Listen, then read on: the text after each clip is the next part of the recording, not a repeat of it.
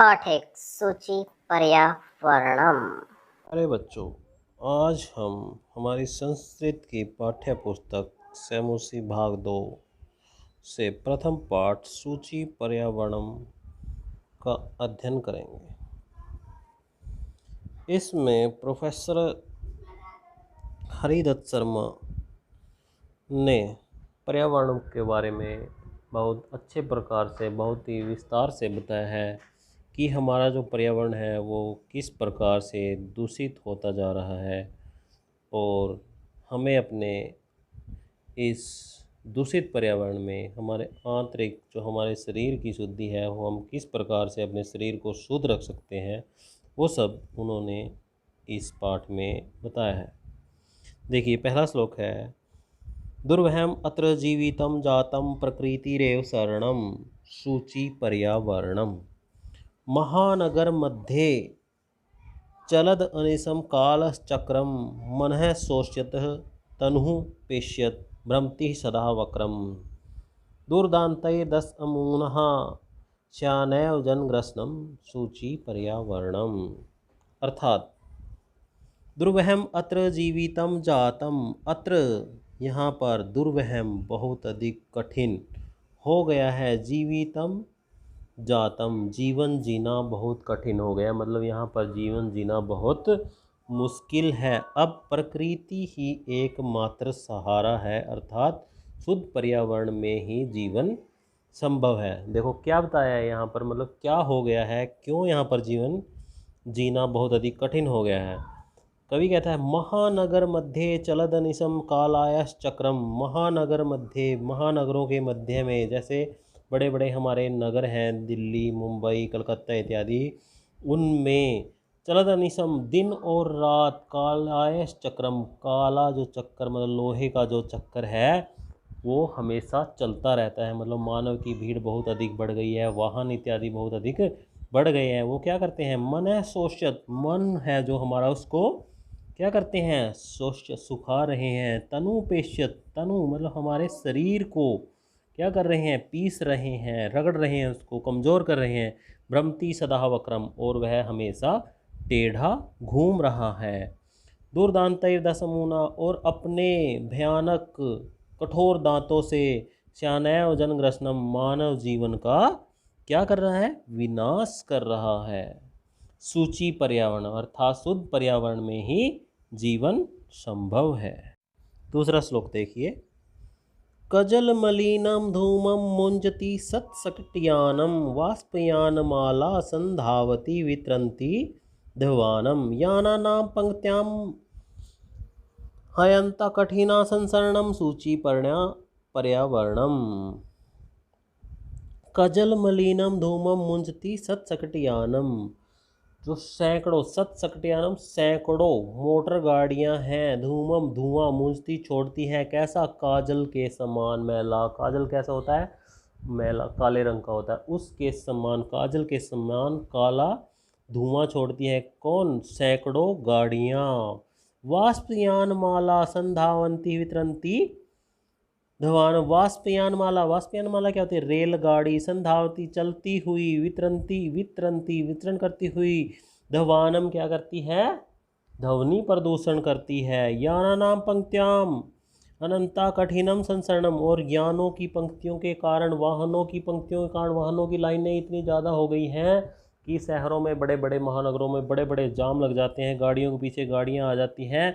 उनके कारण मानव का चलना बहुत अधिक मुश्किल हो गया है। इसीलिए कवि ने कहा कि सूची पर्यावरण, शुद्ध पर्यावरण में ही मानव जीवन संभव है। वायुमंडलम भ्रिंसम दूषितम न ही निर्मलम जलम कुत्सित वस्तु मिश्रितम भक्ष्यम समलम धरातलम करणीय बहिर्अंतर्जगति तु बहुशुद्धिकरणम सूची पर्यावरणम। अर्थात देखिए, इस तीसरे श्लोक में कवि ने क्या कहा है, वायुमंडलम भ्रिंसम दूषितम न ही निर्मलम जलम। वायुमंडल है जो भ्रिंसम बहुत अधिक, दूषितम दूषित हो गया है, न ही निर्मलम जलम, और निर्मल जल मतलब पीने योग्य जल भी नहीं है, कहीं भी जल नहीं है। कुत्सित वस्तु मिश्रितम भक्षम सम्मलम धरातलम, इस धरती पर जितनी भी खाने योग्य वस्तुएं हैं सभी में दूषित मिश्रण हो गया है, मतलब सभी खाने योग्य कोई भी वस्तु नहीं है, सभी के अंदर मिलावट है। करणीय बहिर्अंतर्जगति तू बहुशुद्धिकरणम सूची पर्यावरणम। हमें अपनी आंतरिक शुद्धि कहीं बाहर जाकर ही करनी पड़ेगी, इसीलिए कहा गया है कि शुद्ध पर्यावरण में ही जीवन संभव है। कवि कहता है कि हमें जो हमारी आंतरिक शुद्धि है वो कहीं शुद्ध पर्यावरण में जाकर ही करनी पड़ेगी, अर्थात यहाँ पर हमारा शरीर स्वस्थ नहीं रह सकता। देखिए चतुर्थ श्लोक देखिए। किंचित कालम नये माम अस्मान नगरात बहुत दूरम प्रपश्यामि ग्रामांते निर्झर नदी पयपुरम एकांते कांतारे क्षणम अपि मे सयात संचरणम सूची पर्यावरणम। अर्थात कवि क्या कहना चाहता है, इस दूषित पर्यावरण से वह बहुत अधिक दुखी हो गया है, अपनी आंतरिक शुद्धि कहीं बाहर जाकर करना चाहता है। किंचित कालम नये माम नगरत बहुत दूरम, किंचित कालम कुछ समय के लिए मुझे इस नगर से, इस भीड़ भाड़ वाली दुनिया से बहुत दूर ले चलो। परपश्यामी ग्रामांते, परपश्यामी गांव के, ग्रामांते गांव के अंदर जाकर मैं परपश्याम देखना चाहता हूँ, निर्झर झरने, नदी, नदियाँ और पयपुरम जो हमारे पानी से भरे हुए तालाब हैं वो मैं देखना चाहता हूँ। एकांते कांतारे क्षणम अपि मे सया संचरणम सूची पर्यावरणम। और एकांत में कहीं मैं क्षण भर के लिए, कुछ समय के लिए जंगल में वितरण करना चाहता हूँ, संचरणम करना चाहता हूँ, घूमना चाहता हूँ। इसीलिए कवि ने कहा कि शुद्ध पर्यावरण में ही मानव का जीवन। देखिए पांचवा श्लोक देखते हैं। हरित तरुणाम ललित लतानाम मालाः रमणीयः कुसुमावलिः समीर चलितः श्यामे वर्णीयः नवमालिका रसालं मिलितः रुचिरम संगमनम सूचि पर्यावरणम। हरित तरुणाम, हरे भरे जो हमारे वृक्ष है, तरुणाम मतलब वृक्ष है, ललित लता नाम और जो सुंदर लताएं हैं, बेल है, माला उनकी माला है, उनकी जो लाइनें हैं, रमणीय मतलब बहुत अच्छी लग रही है।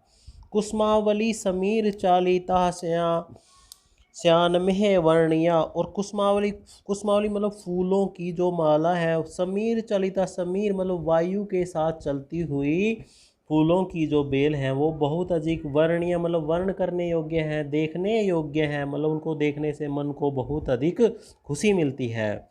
नवमालिका रसाला मिलिता रुचि रम संगमनम सूची पर्यावरणम। नवमालिका रसालम, नवमालिका मतलब जो नए नए, रसालम मतलब आम के वृक्ष खिल गए हैं, उनके साथ मिलकर यह और अधिक रुचिकर हो गई है, मतलब मन को और अधिक अच्छी लगने वाली हो गई है।